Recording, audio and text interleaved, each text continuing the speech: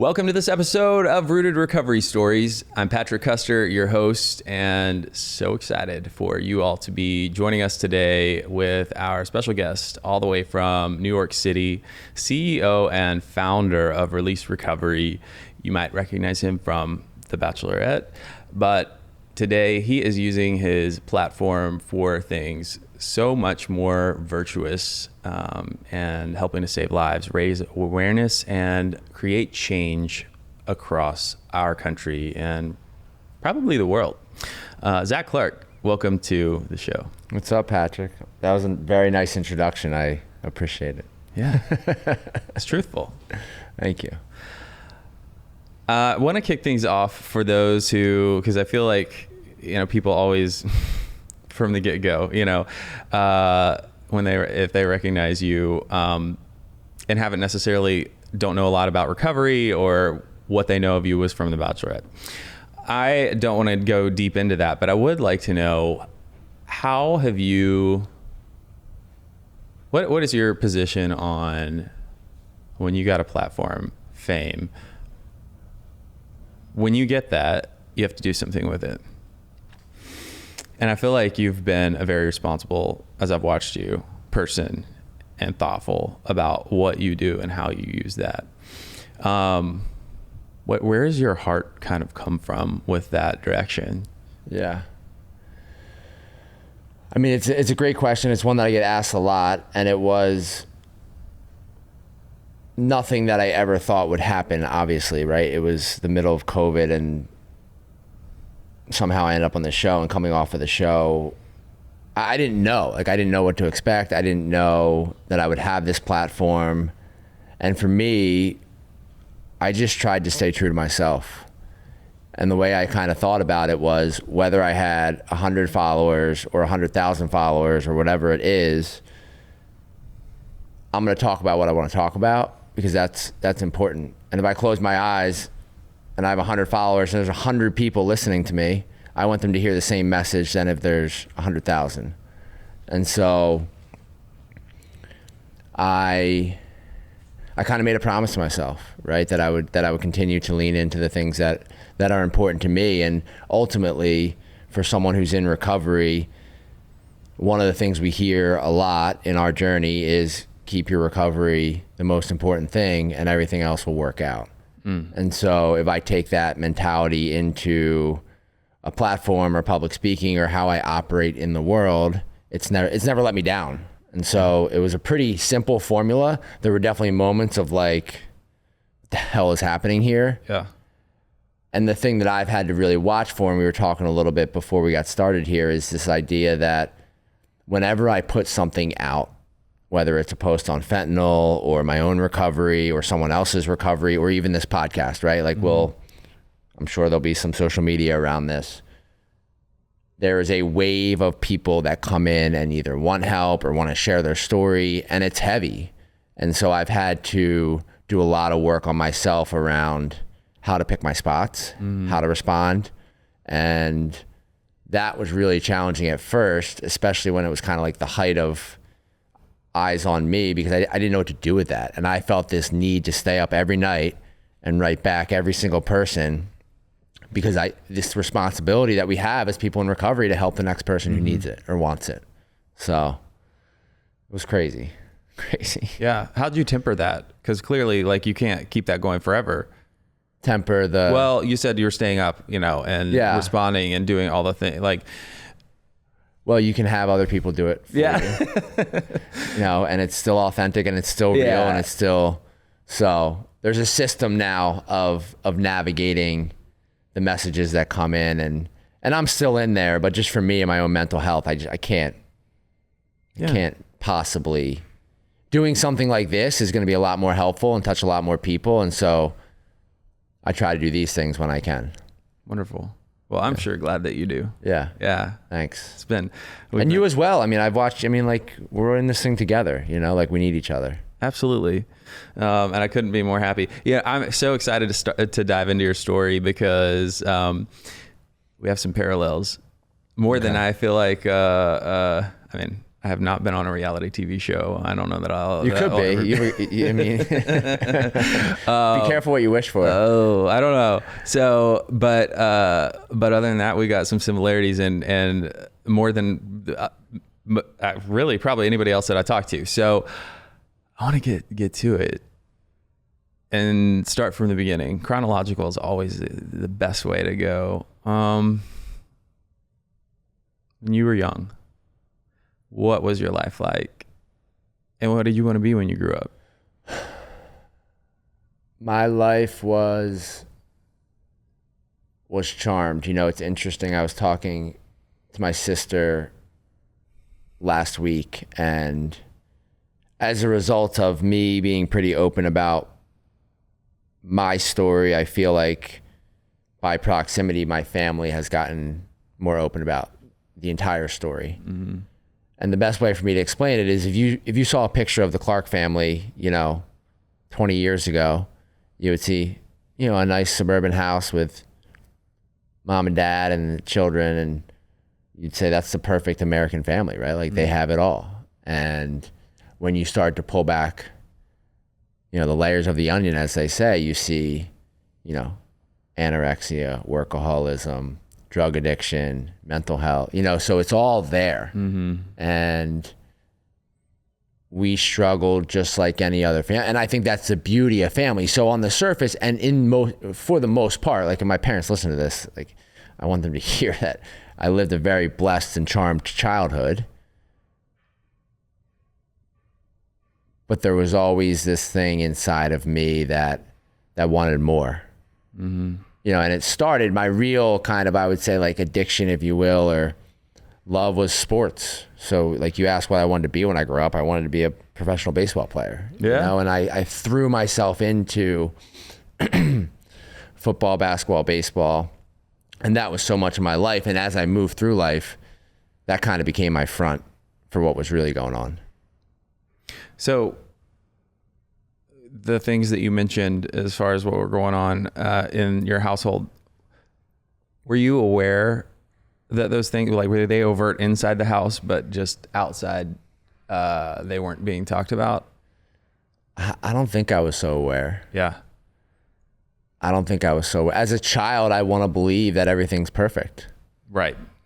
And a lot of those things came out down the line, but as you know and we know, they're there. Mm-hmm. Right? It's just how do they start to show themselves in the world? And so for me, like I started drinking at 13, 14 years old, and I loved it immediately, but I wasn't, in my mind, immediately an alcoholic. There wasn't a problem with the way, right? Because everyone else was doing it the same way. Exactly. So, but it's interesting to look back on it, right? It's interesting to look back on it. And I will say our family, there's a lot of love, there's a lot of compassion, there's a lot of patience, but we didn't like to talk about shit growing up. Of course not. Well, and the way you describe, I love the way you described your family, because I like to say, when somebody brings before me, okay, we've got so-and-so who's struggling and, this is the family, and I start getting a description and described just like you, comes from a great family. If you saw picture perfect, if you saw, I'm like, yep, they're the most effed up. Mm-hmm. And because it takes so much work. I mean, no family is naturally picture perfect. It takes a lot of work. And people have shame about that shit. Like I hear so many people sharing their story, and it's like, well, I used to, like when they finally get sober, they finally get to a place where they really are owning their story. It's like, I used to have so much shame about growing up in a good family because I felt like, why did this happen to me? Or I shouldn't have been behaving that way. So it's like this counterintuitive thing.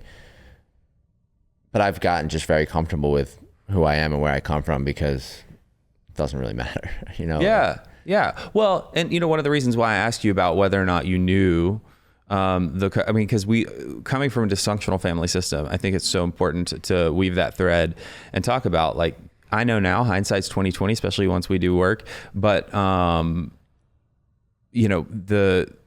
there's stuff at play even when we don't see it. When we were the center of the dysfunction going on, the inside of the family, and so I think that's so powerful to say, like, even though I was in it, I didn't know. I eventually knew there's stuff that that came out, but I think there's people yours and my age walking around right now that still haven't done work that uncovers all the stuff that they didn't realize. Right. They weren't the only piece of the puzzle causing the.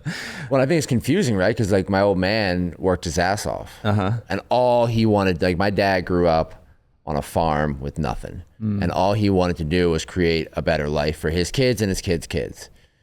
So for me, you grow up in a culture, a society where hard work is rewarded, and hard work means success. When dad's coming home at 7, 8, 9 o'clock, or he's traveling for 2 or 3 nights or a week, and mom's kind of carrying that load, and she's really good at kind of hiding how she's feeling, you think everything's okay.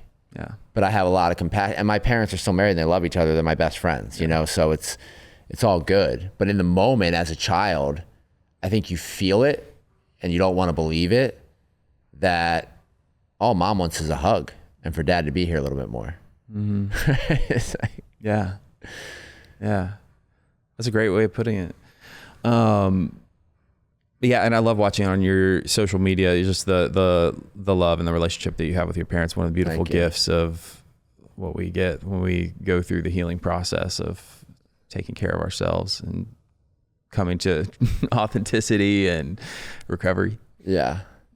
Yeah, it's just weird. And I talk with my therapist about it all the time. It's like this weird contract I have with the world. And I put a lot of stress on myself to show up for the people closest to me that I hurt the most, because ultimately when shit really got bad, like they were the ones that were hanging in there with me. Yeah. And they didn't know what the hell they were doing.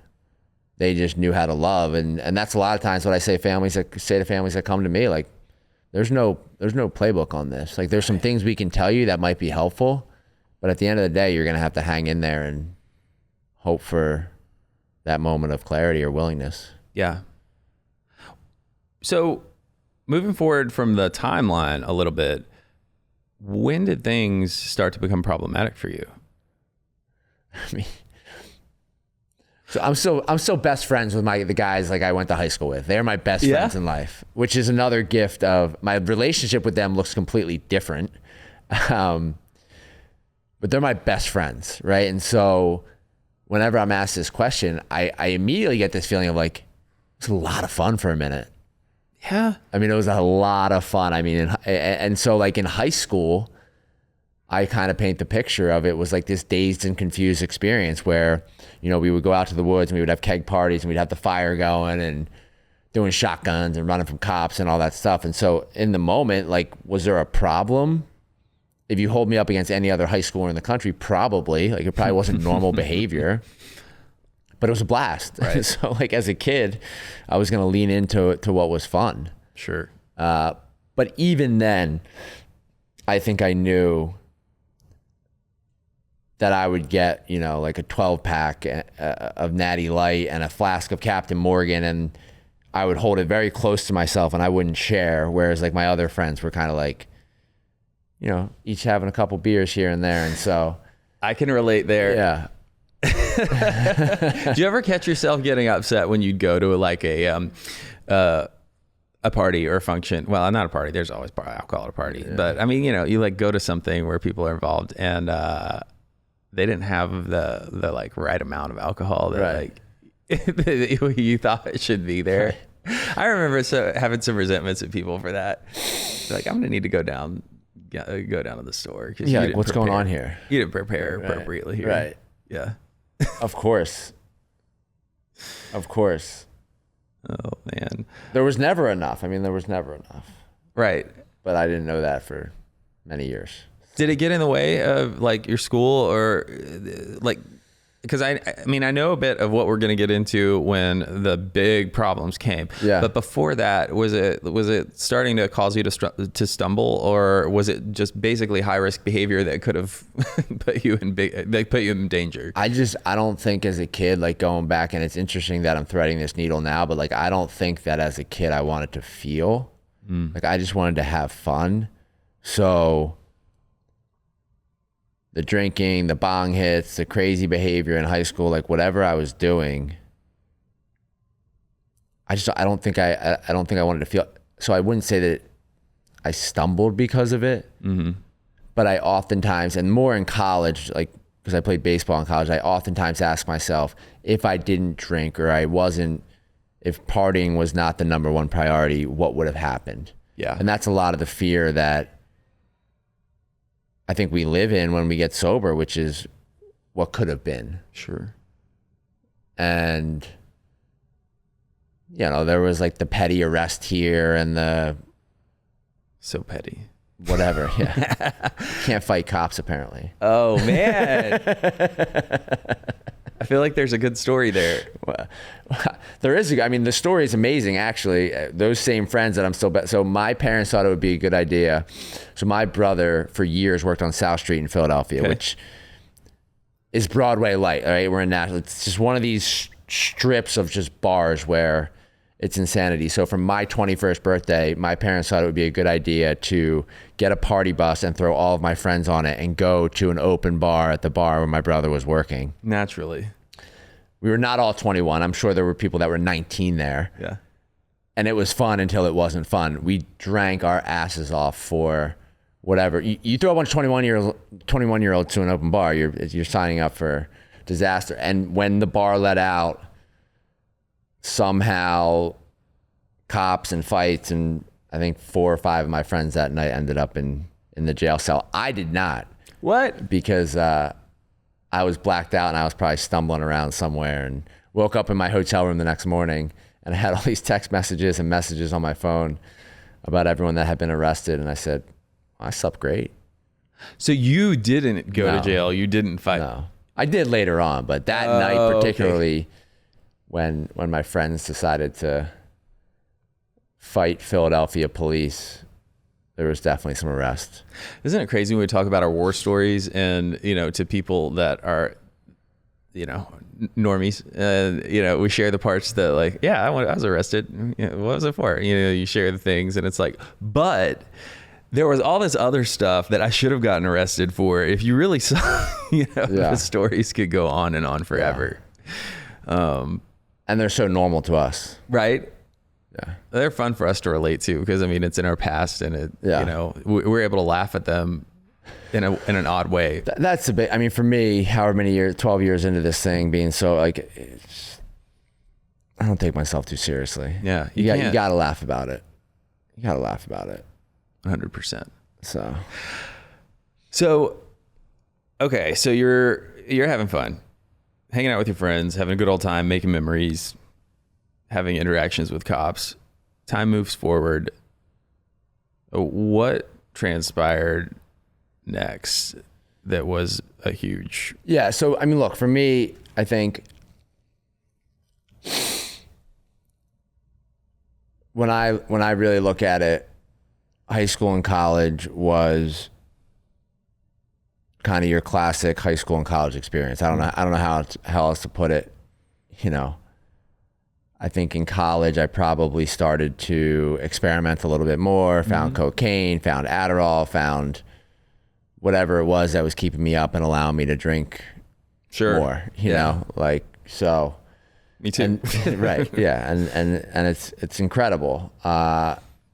And then, so what happened for me is I graduated college. I kind of moved back home. I had met a girl who would become my wife, who's now my ex-wife, but she saved my life. So I will always be indebted to her. And I launched myself into kind of like this post-college life, which involved like the first full-time job, thinking I'm going to settle down, whatever story I was telling myself. And I was really, really good, no matter where I was in life, at kind of like rolling out this persona that underneath it was not really true. Right. And so I didn't have a lot of consequences through high school and through college. And I graduated in 4 years and I played college baseball. And I did all the things that I was supposed to do, not always well, but I did them. And then, for me, the big turning point is I I had probably experimented with opiates. I kind of had known what a Percocet was. Definitely was drinking like a madman, but it was the summer after, or 2 summers after I graduated college. There was a bunch of actually other college graduation parties in town, and me and my friends were going out to the bars in Philly that night. And I remember being at the bar, and this bouncer man was such an asshole. I'll never forget it, because I walked in the bar and I hadn't been drinking, and I fell over. And I said, "Sir, like, I'm not drunk." I looked him in the eye and said, "I'm not drunk." And he was ready to fight me, because he was convinced that I was just like another drunk 20-something coming into his bar to do whatever I was going to do. And it scared the hell out of me.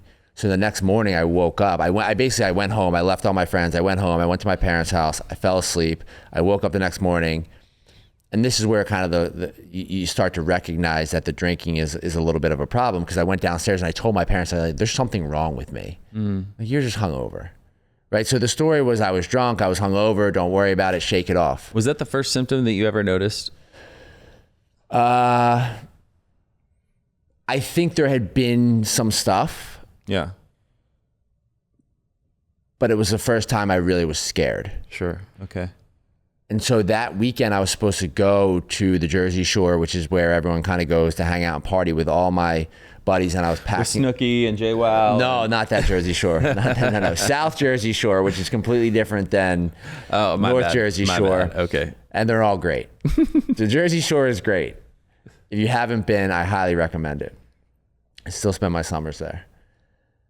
And so I was packing the car up, and I knew something wasn't right. And somehow, I try to remember exactly how this happened, but somehow I made an appointment at this kind of side of the road, X-ray, MRI, like whatever the place was. And I remember going in, there was no one in the place. I walked into this room, and this little old lady kind of took this scan, X-ray, came back, and she was white as a ghost. I mean, I knew something was wrong the second I saw her, and literally like rushed to the hospital. Like, she said, "There's something going on here. You need to get to a hospital right now." And within 18 hours, I was getting a brain tumor cut out of my head. That quick. I believe it. So you have a similar, I want to hear, because I heard something, I get little bits and pieces. Yeah. So I was a little older, because you were what, 23? 20, I think it was 23 or 24. It was like 15 years ago. So mine was on the tail end of turning, being 29, about to turn 30. And I had symptoms for like a year and a half that were just crazy. And so I'm going to fast forward just a little bit. I had a tumor, and it was the same area yours was. We have the same scar. No shit. Yeah. We didn't know what was wrong with me. I kept getting misdiagnosed. And that's one of the reasons why I asked you, like, how was that the first sign, and because mine had become, it was destroying my quality of life. Were they saying vertigo and vertigo, anxiety, panic disorder, all kinds of things, which those are some things that I call them my party favors, that are just like, I deal with them now because my tumor's gone. I had multiple surgeries, and I'm healthy, but like I still had to deal with some of that because of there's physical trauma. And from where it was, I have a space that's just like this back there now. I mean, it's not that big, but where it used to be, because it pushed everything, to the side. And so, but anyway. Were you here in Nashville? I was here in Nashville. Yeah. I remember, because one of my symptoms was like that I get like super dizzy, and I'd have these feelings of like temporary paralysis, and I was still driving because you don't know any better. I had to work, I had to go on with life, all those things. And when one of those episodes would hit me, it was really scary, because like what do you do? Like I could kind of move the steering wheel, but like I never knew how intense it was going to get. Right. So then the panic would set forth. And so like it affected my breathing, my heart rate. I wouldn't be able to like draw a deep breath in. Cause my tumor was, so it was in my cerebellum, sitting on my cranial nerves. So yeah, affected breathing, heart rate, sense of balance. Like all the stuff that. Do you still know the doctor that finally? Oh gosh, yeah, and I still have to get my annual scans and checkups. Is that for you, or they say to do that? I'm not. Oh, you mean like but just for peace of mind? Yeah. It does bring me some peace of mind, but no, I think he said that I've got to continue doing that till I get to year 10. So this was in 2016 for me. Oh wow. Yeah. Happy you're here. I'm happy I'm here too, and I'm happy you're here. So on the other side of something so bizarre, like similarly, it wasn't quite as quick, but they pulled me in once they finally did a brain scan and said, okay, we've got to have you, like, this is what's happening. Right. We need you admitting to the hospital tomorrow morning, and you're probably going to have brain surgery before leaving. And it was I went through a couple of days of testing before they went in, and had my first brain surgery. So life is crazy, man. It is. I mean, you wake up, literally your entire life can change at any moment. Mm-hmm. This podcast is brought to you by Promises Behavioral Health. If you or a loved one are struggling with trauma, addiction, or mental health, we are ready to answer your questions and help you take that next step. Call our admission center at 888-648-4098 or visit us online at www.promises.com. Our team is ready and waiting to answer the call for help. How often do we, it's so easy, and I try and let everything I went through change, and not fall back into that, monotony, but I still do, of just expecting my body to work tomorrow. Right. Forgetting to be just immensely grateful for the health. Well, it was crazy for me because, and I don't know what I'm curious. I want to ask you because I've started to unpack this stuff a little bit more. I don't think processed what happened there. Because two things happened. One, I got hooked on the shit. They started pumping me with the Dilaudid and the morphine, and I was in the hospital, I don't know, 20 days or whatever it was. And by the time I left, I was physically addicted to painkillers. I can tell you that because it started to feel when I wouldn't have them, like, ooh, why am I feeling this way? And I didn't know what a withdrawal was. Mm-hmm. The other thing that happened was my entire, so I was never alone, as I'm sure you, in that hospital room, there's always someone there. There's so much love, bringing me food, watching the games. I felt so loved in those moments. It's crazy, but it's almost like what it would have felt like if I died. It's almost experiencing your own death because you get to see how people show up for you. Yeah. And so many people said to me, you're so strong. You're going to get out of here. You're going to make the best of this. You can do whatever you want with your life now. It's a second chance. And I didn't hear any of that. All I heard is that I'm going to get out of there. I'm going to get out of here. Or I didn't believe any of that. I knew I was going to get out and party my ass off. Because now I had kind of this shield and this cape and no one could tell me what to do. So I had a completely opposite experience than I think everyone else in my life expected me to have. Right. And I was grateful to be healthy, but it set me down a pretty gnarly path. Mm-hmm. And so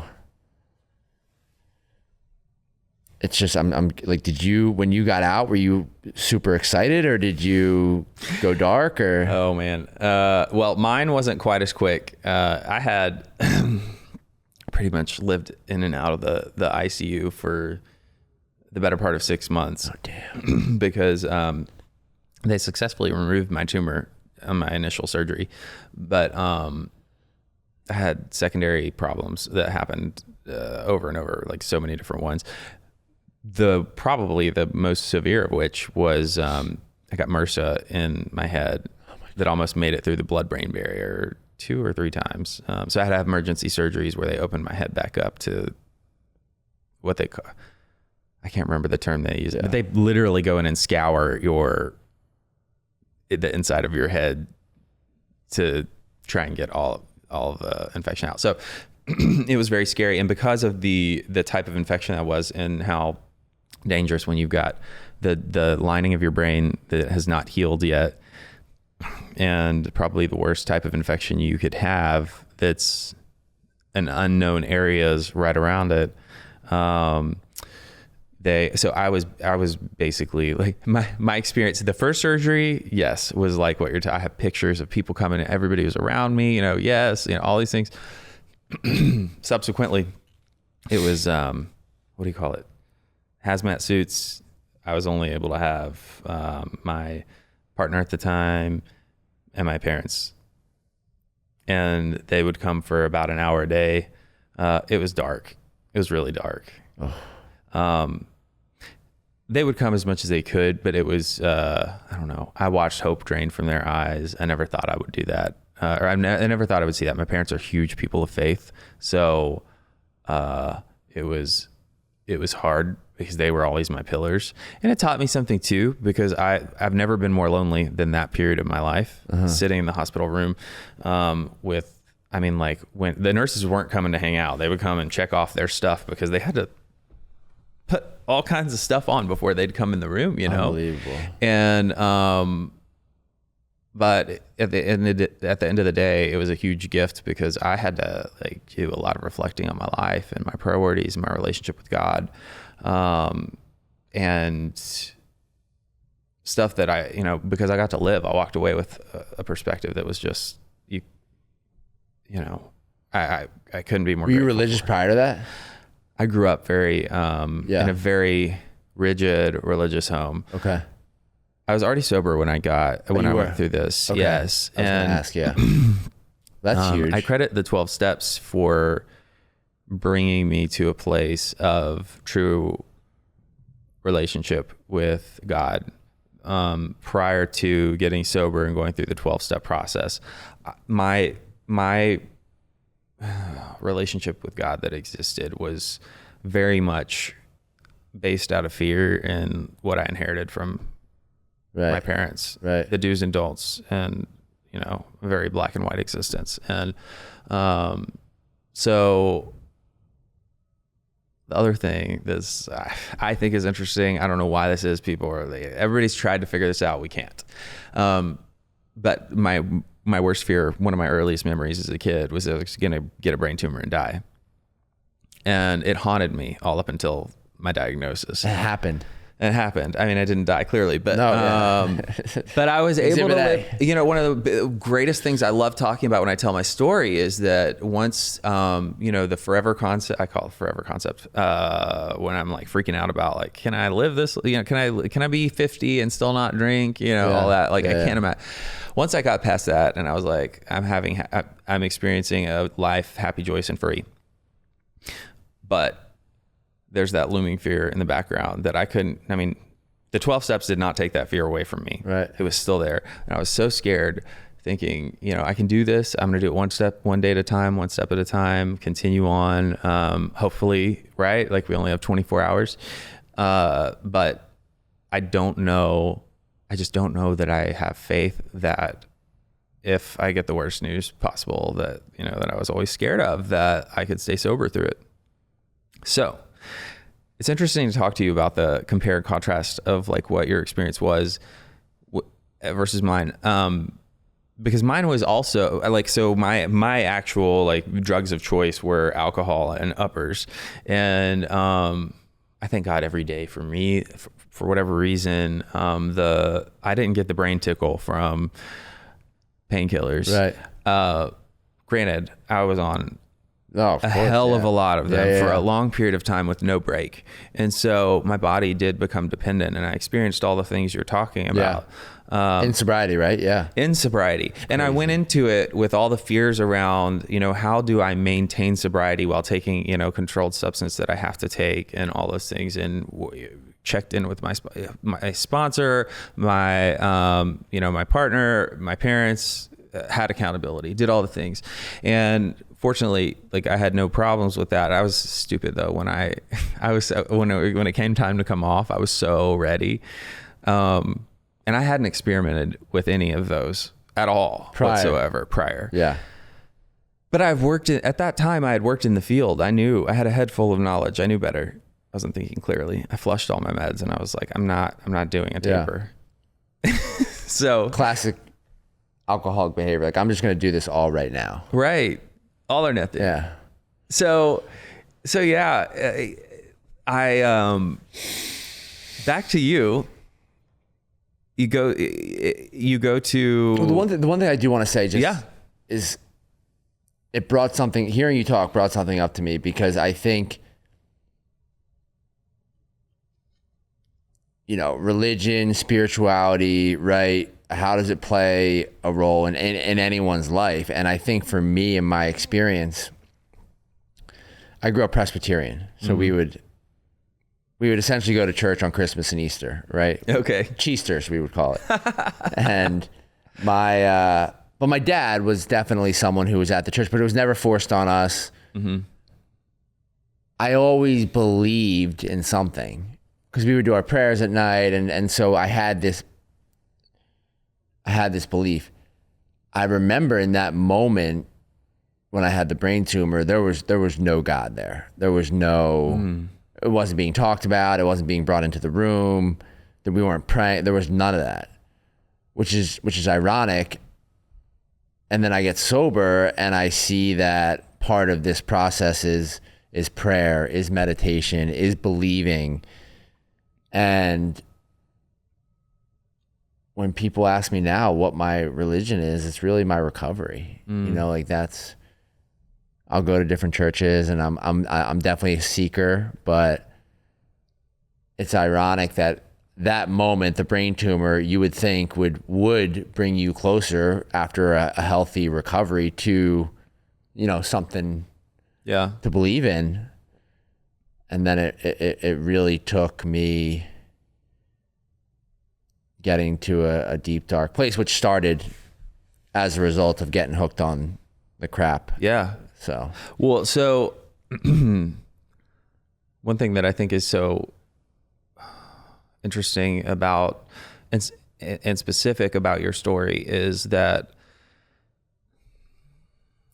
we hear so many, especially young men, that play sports, got an injury, leg surgery or whatever, right? Like if I had $1 for every time I put somebody in treatment that, they're like, I played football, I had a knee surgery, I had this or that, the lacrosse bros, the number of lacrosse bros that end up in, I believe it. For something, that sport and injury and addiction are just intertwined. Yeah. But having a medical incident like yours is one that just naturally gathers or requests more sympathy and is more, you know what I'm saying? Yeah. Like it's different than having a knee or a sports injury or whatever, right? Like, you're talking about the culture or just the love that was built around you and the support and, everybody. And, thank God your life was saved. Like, that sentimentality. And so, but not everyone has this experience, which you have, right? Which is you're about to go under and you might not wake up. So in that moment, I can say for me, I am contemplating my own death.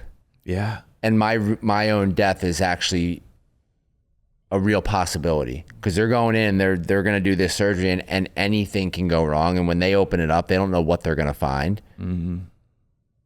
Not everyone has that experience. And for a long time, I didn't acknowledge it and I was not grateful for it. Like I didn't acknowledge that I actually was in a hospital bed at one point contemplating the fact that this could be it. I think that at first that shocked me. And then I'm like, no, that's absolutely natural. It's a trauma response. 1000%. So, yeah. So that all happens, you go through what you go through internally and whatnot, but leaving you said you were there, 20 days? Yeah. And then, the 6 months or whatever it was of kind of PT afterwards, you get home, you have the bed on the floor and you're still taking the meds and yeah. And so did you know, did you have any idea how long you were going to be on meds for? No. I mean, this is 12 years. I mean, this is 15 years ago. So we were not in the middle of an opioid, epidemic. And doctors were not explaining to people, hey, this is a controlled substance. You can get hooked on this. It was kind of like, hey, you're going to take, like, hey, it's like taking Advil. It's like, hey, you're going to take this because it's going to help you with your pain. Okay, got it. So when did it switch for you from being medical to pretty quickly? I mean, so I had prescription drugs for whatever it was, however long it was, until the doctor stopped prescribing them. So whether it was like 3 months, 6 months, I knew that I was not going to stop. Mm-hmm. And so the progression is really, always very, very interesting. And so coming out of that, you find what you need. So I met a drug dealer in town and I was buying the pills off of him and kind of was able to keep that going because I tell myself a story, and anyone who's ever had an opioid addiction probably can relate in that those initial first couple years, you're convinced that it's actually making your life better and you're a better employee and you're a better son and you're a better partner and all the things. But did you tell yourself the story that your doctor cut you off too soon and that you really needed this longer? Of course. And I blamed everyone. Right. And so I, lived that life for a little while. And what I did is, coming out of this brain tumor, I was like, all right, I have to do what anyone else would do coming out of this. I proposed to my, girlfriend at the time. She didn't have any idea what was going on. We got married shortly thereafter because I felt like that was what I was supposed to do. She stuck by me through this whole thing, and no one knew what was going on behind the scenes. No one. I mean, I was a wreck. I mean, it was a wake up, go to the bathroom, lay out a line of, Roxicet or Oxycontin, snort it, and then start to live the day. Right. And it was a funny thing because at that age, you're kind of making your first salary, you have cash and, you have a little cash for the first time. So I wasn't lying, cheating, none of that was happening. I was I had this addiction that no one knew about. And so I kept that rolling for a while. And there was definitely some people in my life that knew what was going on, but I was pretty tight with it. I was pretty close to the vest. Of course. There's something deep down on the inside that knows. It helps me to think about the disease, the addiction, that it's we have to take responsibility, but it's got a brain of its own. Yeah. And it is fighting for survival no matter what.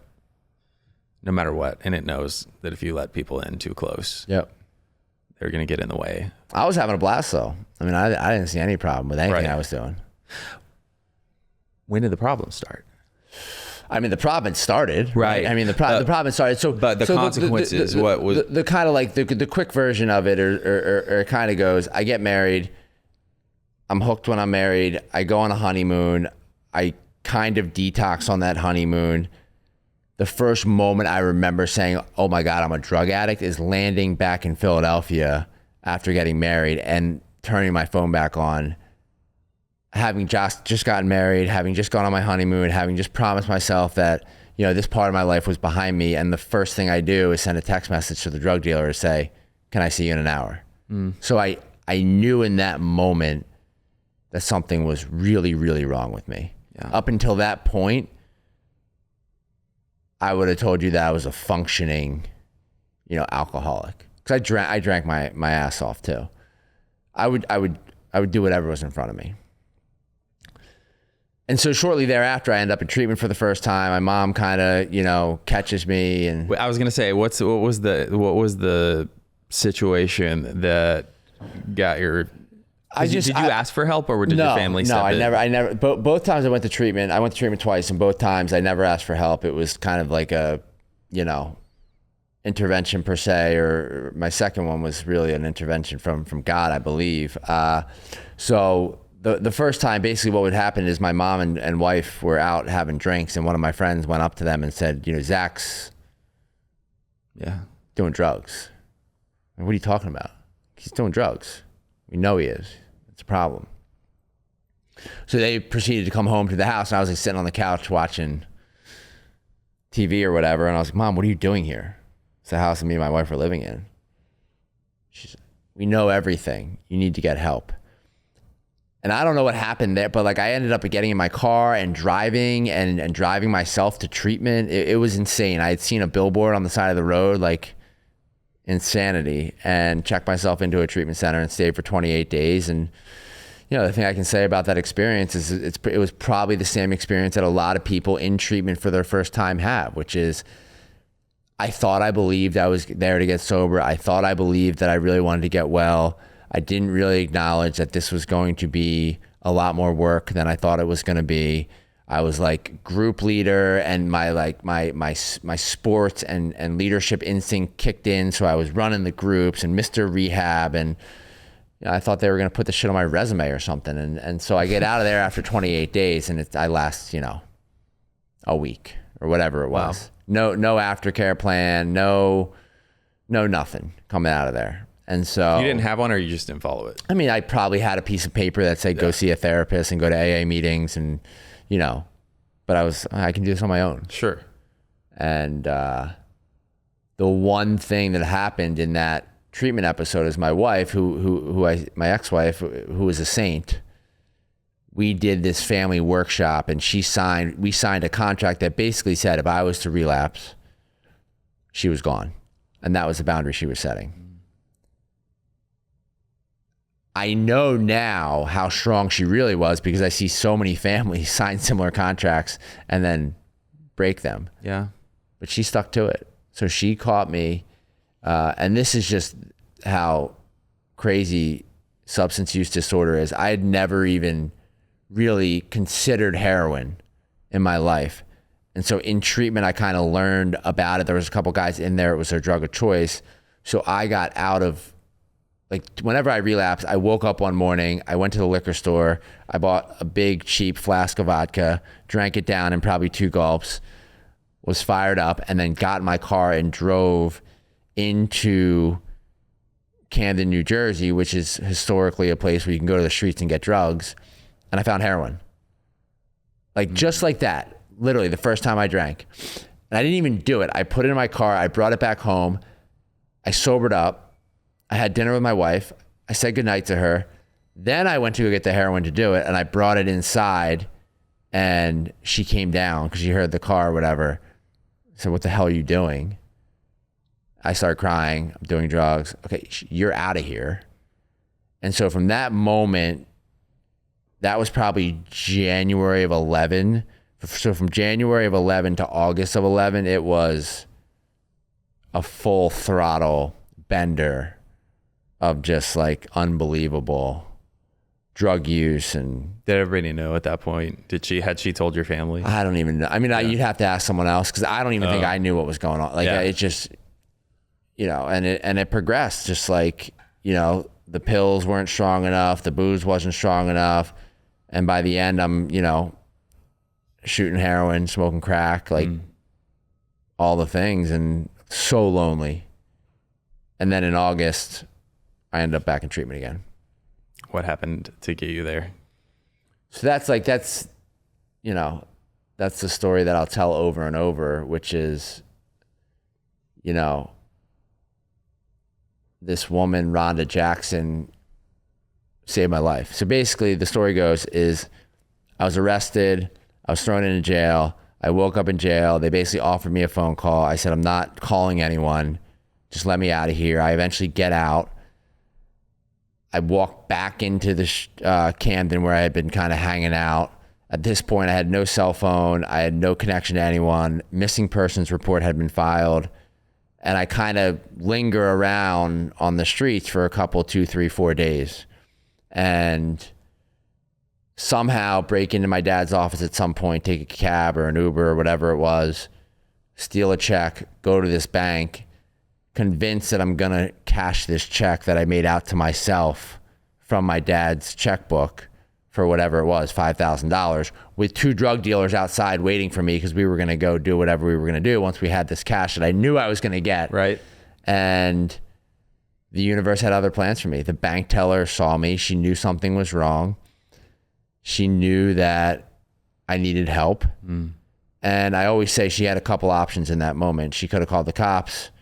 She could have just given me the money because why bother? Yeah. You know, like I would get in trouble, probably not her. I mean, she has a job to do, I get that. But, or she did what she did, which is call my dad. And my dad got down there quick enough and she kept me there long enough that he came through the doors of that bank. And that was like, when I look at a real spiritual experience moment, when he walked through that bank, I knew that I was done. I just knew it. I knew I was done. And I'll never forget it because he put his arm on my arm and he said, son, we're going home. And I had no idea what home was. I thought, you know, if you think about, yeah, sure, we went to my house where I grew up, right. But home was this life that we get to live in recovery. And the rest from there is history. I mean, I go to treatment for 4 months and I start a whole new life. Like treatment, I got divorced. I sold my house. Like I cleaned house. While you were, I want to ask you this. You were in treatment for 4 months. Yeah. The first time you went was 28 days. Yeah. What else was different about that second time you went to treatment? So I believe so much in time. Every day early on is such a gift. So that is, to your point, the biggest thing for me is that I made a commitment to actually heal and actually give this thing a shot. I had amazing clinicians. I went to Cairn, which is a treatment center out in Pennsylvania, and you know, the people there saved my life. It was a pretty special place. So there was a spirituality component that I was open-minded enough to kind of let some of that stuff in. And I just started to believe in myself. Like at some point in that process, I started to believe that I could really live this life. And as you know, when you wake up from, 27 years of blacking out and drinking and substance use disorder, there's so much guilt and shame and just feelings that are so gross. And I looked back at that in treatment and I was so scared of going back to that, but I was also so scared of not having my best friend, which was the substances. Ooh. And so it just, the time, and I was just ready. I'd run out of options. I think so many of us can relate to that fear you just talked about. This is the duality of being so scared of not having your best friend. Yeah. But also being scared of going forward the same way you've been going forward. It's the biggest fear that, I talk to people in early recovery all the time. How do I drink? How do I date? How do I go out to dinner? How do I date? How do I go to a sporting game? How do I go to a concert? And it's all bullshit. Like that's where I think for us as a field, we kind of sell ourselves short. Like it's just like therapy talk, like the people, places and things. And like, I get it. In early sobriety, yes, you want to be mindful of that. But what we need to talk about more is like, you're going to do that shit and more and have a lot more fun. Hell yeah. And feel a lot better. Yes. I've had more fun in my life after getting sober than I had before I ever took my first drink and throughout it's not drinking. Even close. Yeah. It's not even close. And I don't, look, I recognize that I think I am in the minority and that I'm proud of my recovery. I'm not ashamed of anything. I don't care to talk about my story because it's just, the truth is the truth. Mm-hmm. And I don't, like, once I got over that initial hump, like I haven't longed for that keg party, coke snorting, dope shooting life. I mean, I just haven't. Yeah. I have not missed it. When did you know that you wanted to help others outside of just the work that we do as recovering people professionally? I mean, I've always been super sensitive. I've always just wanted the best for people. And I knew coming out of treatment, I think I knew in treatment, right? Because you start to interact with your peers and you start to see like the power of community and the power of, sharing your story with someone else. And even just, today, us sharing our stories about our brain tumors. I mean, I feel connected to you, right? Like I feel this common bond that we are going to share and have for the rest of our lives. And so when I started to have a couple of those experiences in treatment, I knew that I would probably want to help people in some way, shape, or form. And, I did everything wrong in that first year. I started working in the field, like people told me not to, but I couldn't deny it. It was an undeniable kind of force in my gut that just said, this is what you're meant to do. This is your purpose. And I'm so grateful for that. Yeah. I'm so grateful that I listened and I was like sober to listen to that because I don't want the desk job. I know that. You don't want the desk job. And I have to say, like, I feel like you probably can relate to, like, when I've heard you talk about your passion, mission, and vision, it's like, you don't want to waste the second chance at life that you've been given. 'Cause you could just go and do whatever and be like, YOLO, You're never going to know how many lives you have and you have already and will continue to affect in a positive way. And, man, you could sit back and be like, pat yourself on the shoulder, but at the end of the day, it's nothing but fuel that makes you want to go and do more and continue. And it's crazy. I mean, like I'm working on something now where I've been really forced to reflect on the past 12 years. And for the first 27 years of my life, I wouldn't have been able to tell you who Zac Clark is. I just wouldn't. And I think a lot of us walk through, I mean, I can speak for myself, but I believe that a lot of people walk through life and they're asked, who are you? And what do you like to do? A lot of them can't answer that question. Yeah. And so when I look back at the last 12 years and I'm able to say, I'm the CEO of a company that is helping people on the for-profit side, and we have 75 employees, and we're just like, we've been in business now for 6.5 years, and I've run 12 marathons, and I started this nonprofit that is granting access to treatment for folks that can't afford it. And, I went on television, like all the Pearl Jam concert. I mean, all the things that the fishing, the golfing, the things that I really love to do in life, I know who I am. Yeah. I know who I am. And that's the biggest gift that has come from all of this is I don't need to manufacture who Zac Clark is for anyone. Because I knew who that person is, and I know who I want to be, and I'm proud of that person. And not everyone's gonna love us, you, me, everyone. Not everyone. It's impossible to please everyone. And so knowing that, I have an amazing life. Amazing. Truly. Yeah. Truly.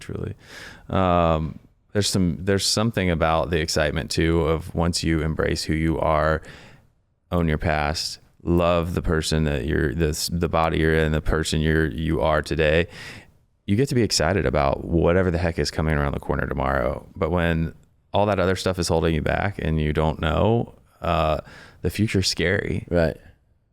Well, I think change is just scary. And I think a lot of people stay stuck because they're not actually willing to be consistent with it. And the only thing I think, like, the thing that I'm grateful for about recovery is that the consistency is baked in the sense that you just need to stay sober. Mm-hmm. And if you're able to do that, it is going to get better. Yeah. And so I think we're lucky in the sense that if we're able to acknowledge that we have a substance use disorder and we need help, and that sobriety, abstinence for me is the way to live, that consistency is kind of like baked into the structure of my life. And from there, anything is possible. That's awesome. Yeah. Anything's possible. And not just anything, you've done so much. Like, I want to talk about, you touched on this, release recovery. That I think that the ability and what we can do in the for-profit sector to help people is wonderful in treatment. And coupling it with the nonprofit is one of the most, in my opinion, from a standpoint of the ability to maximize impact, is huge. Yeah. And so when did you start Release, and how so it was founded? We're 6.5 years, and I'm very frank. I'm not a doctor. I'm not a therapist. I've had some trainings. My experience, I've worked in the field for 11.5 years. The first 3 years of my sobriety, I lived and worked in sober living. So you talk about like 10,000 hours to master something. I mean, I put the time in, and I've always loved business. I think I took a lot of my personal experience in the way that Release was founded, in that I know how important community is. So at the core of the program is that, like, we are going to connect you to people. We are going to connect with one another. We can do things in the community that we can't do in a therapist's office, that we can't do in a doctor's appointment. So time, like real time in an environment where you can heal. Yeah. So we've built it out where, it's a 3 to 6 month length of stay. You're going to be with us, and you're going to give us a shot. You're going to give this thing a shot. And, strong clinical support obviously is important. And, I hate the word cool, but I think the thing that I knew was missing in my recovery early on was no one was mirroring a life that I was actually thought was sexy or cool or desirable. So we work really hard, and it's part of what we talk about in meetings, in leadership, and all, to make this thing look good, to make this thing look attractive, to make it look like, for a 22-year-old kid who's coming off a sports injury and is in the middle of failing out of college, that there is some hope. Yeah. Because if I walk into a room or a house or an environment where I don't feel like this is exciting and this is something I could really get behind, I think the outcomes become, a lot harder. Absolutely. And our field, man, is changing. It's changing. And so rapidly.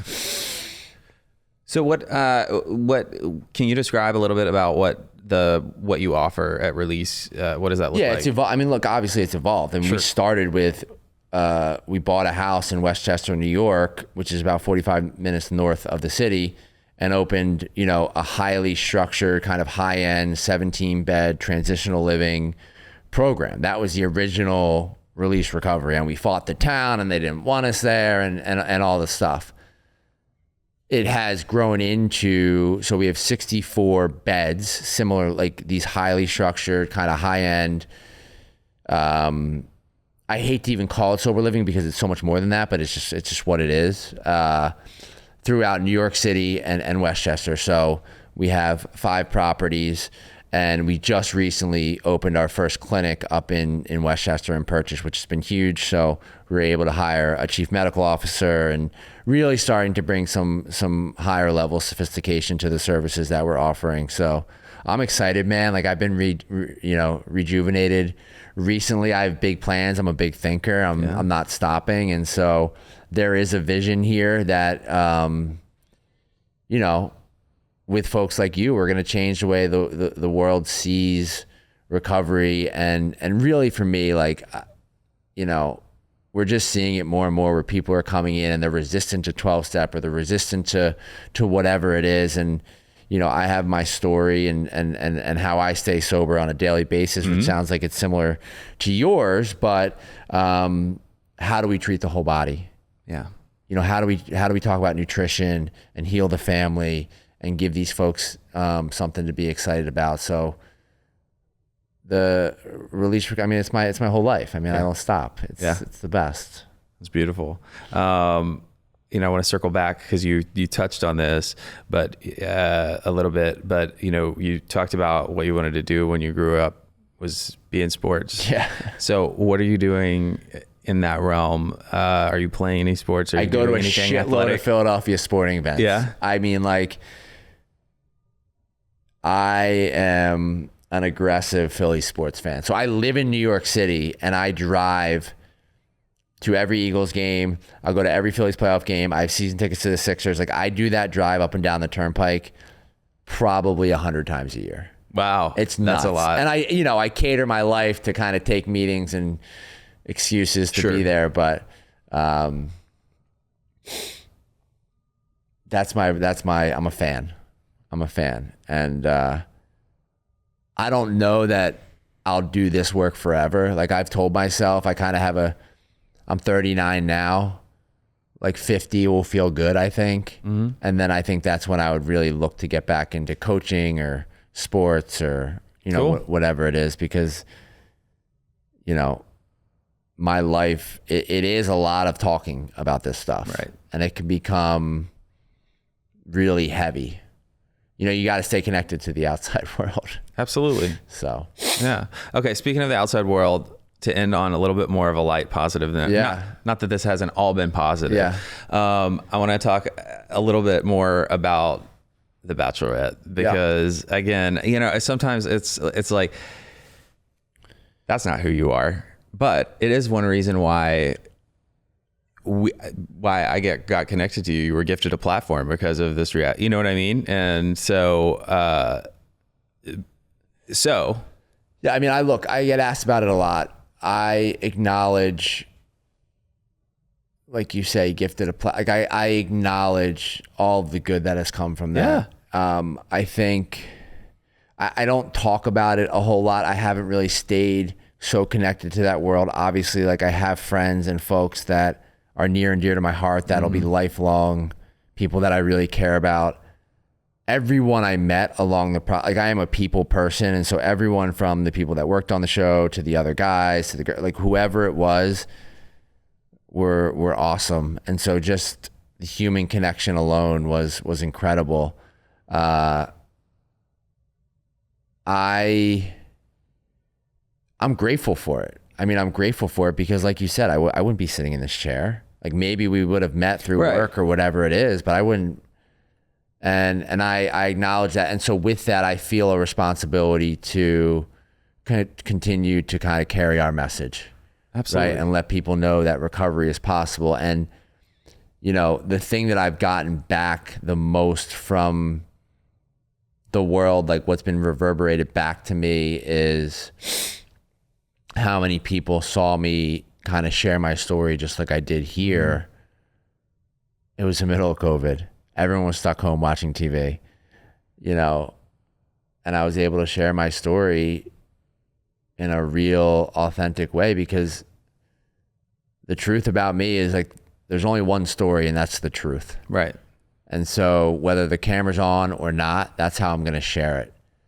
And the fact that I think we were able to put our community, and I say we because it's we, like, we were able to put our community on the map and give some folks some hope on national television. I'm really proud of that, man. I'm really proud of that. And you should be. Yeah. I don't stop to say that often, but it was, I mean, who knew? Right. Who knew when I got sober so many years ago that would be, All right. Who knew? Who did know? How did you getting on the show initiate? So I knew very little. Like I think the story is, like, I maybe watched one season of that show very, very early on, which was, it might even have been the first one. Like, I remember, like, I was with my ex-wife. I remember, like, very vaguely watching it in the bedroom. And my mom and sister watched the show. And so I was, living in New York. I was 36 years old. My sister logged on to whatever application thing there is, sent my I guess 3 photos and wrote how amazing I am to these people that are somewhere. The producers got it, and I got a phone call, and I don't think I'm your classic kind of Bachelorette contestant. I was 36 years old. I was running a business. I was very content with my life. Mm-hmm. The reason I said yes is, one, that's what we do. Yeah. It's just what we do. And I was just open to an experience because the other thing was, did you know that you were going to share, that you were going to go on and share the... I had no idea. I mean, right. I started, so we were like, so I got on, and then basically it was COVID. So when we got to the place where we were going to film, which we never left because it was a bubble, you are in the hotel room for quarantine. Everyone remembers quarantining. So we quarantined for like 10 days, seeing nobody talk. Like, your food gets dropped off, and that was it. And so I'm like trying to like watch episodes to like figure out what the hell is going on. Right. Like, get some idea, which was a blessing that I didn't really know. Yeah. But I learned, like, you could go home like I don't know, like there was no promises. You could go home right away, and then there's no story sharing. And kudos to them. They left it up to me. Like, there was no like, hey, this is when you're going to do it, or this is how you're going to do it. Or, I mean, it was really, I mean, look, here's the truth. Everyone always says to me, was it real? Did they make you do things? It was real. The whole thing was real. It was a real experience for me. I showed up. I was just how I am right now. And yeah, it was crazy. That's awesome. Crazy. Really crazy. And I do think that, for me, on the other side of this thing, knowing what it can feel like to now walk down a street and be recognized, or whatever it is, or people to ask for a photo, or get caught up in this whole game that is social media, because we all do. Yeah. We all do. I don't care very few people don't, and I admire them. I do think there's an interesting mental health component to all of this, because I've seen and heard from other people who have gone on and really struggled afterwards to find themselves. And that's, for me, where the recovery piece is undefeated. Well, and that's kind of what I wanted to get to with my last wrap-up question about that experience, was because of being in recovery, being so grounded going into it, and just like we have some tools that maybe other people don't have access to just yet in their life. Do you think because of that, there was something that you could pinpoint, that there was an area of introspection and growth that you actually went through during and because 100%. Of the show? I mean, there was no meetings, no connection to the outside world, no phone calls. It was me. Yeah. And so you talk about prayer, you talk about meditation, you talk about spirituality, you talk about really getting comfortable with who you are. I was able to do that there because I did have the tools. And there's so many like kind of touch points throughout that entire process that it's the recovery shining through. Absolutely. I walked into these events or these things or these gatherings throughout my time there sober, and watching guys like tie it on. I'm like, that guy's going to shoot himself. That guy's going to, so I'm like, I could just kind of sit back here and be sober and chill out, so. Okay. I've got 2 more questions for you. Yeah. What's the funniest thing that's happened to you because of getting on a reality TV show and people recognizing you? It's all funny. The truth is, if I'm being really fucking honest right now, I think the truth is, one of the things I struggled with, and this isn't funny, but it just came to me, so I'm going to say it. I believe that for me, one of my struggles, and I have to laugh about it, is, and it's in light of not taking myself too seriously, is coming off of that show as a 36-year-old business owner who takes his work very seriously, who's like growing a business, attaching like reality TV to that was super uncomfortable. And I convinced myself that people weren't going to take me seriously because of that. And so I've worked double time to try and prove to people, like, hey, that's not only who I am. Right. And that's as honest as I can be about it. So the whole thing is hilarious. I mean, I went on reality television. I mean, it's hilarious. Yeah. The funniest thing to have, I mean, I don't have there are some bizarre people in the world. Yeah. I mean, they'll shove their phone in your face, not ask if they can, and so you learn to kind of roll with it. I might have to get back to you on the funniest singular moment. Fair enough. Yeah. I would say that I can only imagine that the patience and tolerance being our code has served you well in some of those moments. Yeah. But it's died down for sure. I mean, yeah. Still happens though. I bet. Yeah. The Bachelor Nation is real. And yeah. So in closing out, I just want to ask you, for that person who has identified with part or much of your story, what encouragement would you like to, leave an ending note on? Yeah. Before I answer, I do want to just say one thing. I so appreciated the pause at the beginning. Like we did this. No one will ever see it because I don't think it was recorded, but Patrick asked us to kind of take a moment of silence. And that's something we talk about in recovery, which is like we take a moment of silence for those still sick and suffering, whether you're in recovery or not. And it was just really beautiful because there's a lot of sick people out there and not just in our world, in behavioral healthcare, but outside of that. So I really appreciated that because it set the tone for a really nice conversation. I think that there's hope. My big thing is keep going. That's like something I've attached to what I've done in my life. Mm-hmm.